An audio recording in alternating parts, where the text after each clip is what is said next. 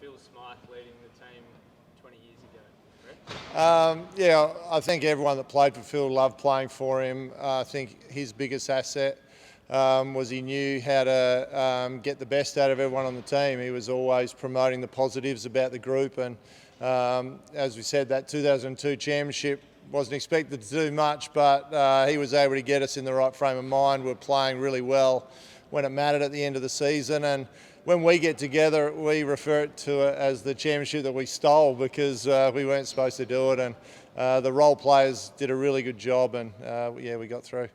Expecting from a few of your teammates come the weekend when you all do get back together? A few funny stories. It'd be good to catch up. I actually spoke to Willie last week. He's not going to be able to get out here, unfortunately, but yeah, he's doing really well in the States, and I think just catching up what everyone's up to and where they're at, and yeah, some of the reminiscing stories of that year will be quite fun. Who leads the charge on an evening like this? Oh, look, Paul Rees is right up there. He's probably the funniest out of everyone, and is the best storyteller out of the group. So he's one to hang around, and he'll make it pretty jovial, I'd imagine. You won your second MVP, Grand Final MVP that time around. I think only the second man ever at the time. I'm not sure if that still stands. How do those individual records sit with you now, 20 years on?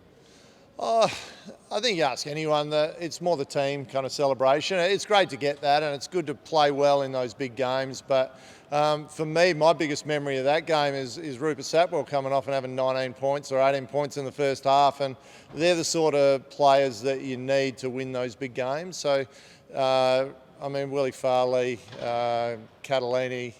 Did we have Catalini that year? Oh, they're all blending together now, but yeah, those guys, yeah, all played their all played their roles to perfection.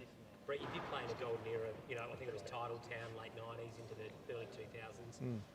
Do you sort of feel like, you know, though you want that success, and it's not you're the last championship that we're talking about?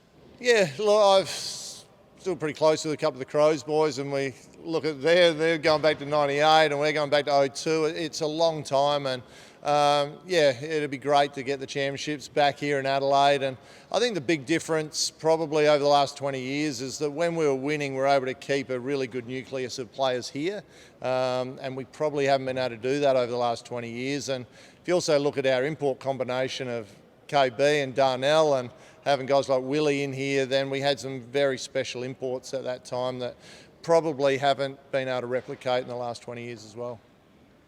So getting that obviously is fortunate. Oh, I think it's a big part. We've got some good Australian talent. I think it'd be really good to have some extremely dominant Americans to add into that talent. And you look at all the top teams in the league, Perth's a measuring stick. They've got Bryce Cotton and been able to hang on to him for a long time. And the teams that have been successful are able to keep that nucleus of players together. You're still quite connected to the team, Brett. Do you, when you see them struggling or not getting the ultimate success in the last 20 years, does it, I don't know what the word is, but is there a hurt? Or, because I know you're such a proud Adelaide 36, what's the word to sum up that sort of? Yeah, I've always said I'll try and help out the club wherever I can. I've been doing a little bit of work with Sunday pre-season and the occasional session through the season. And yeah, I think it all comes down, sport's about confidence.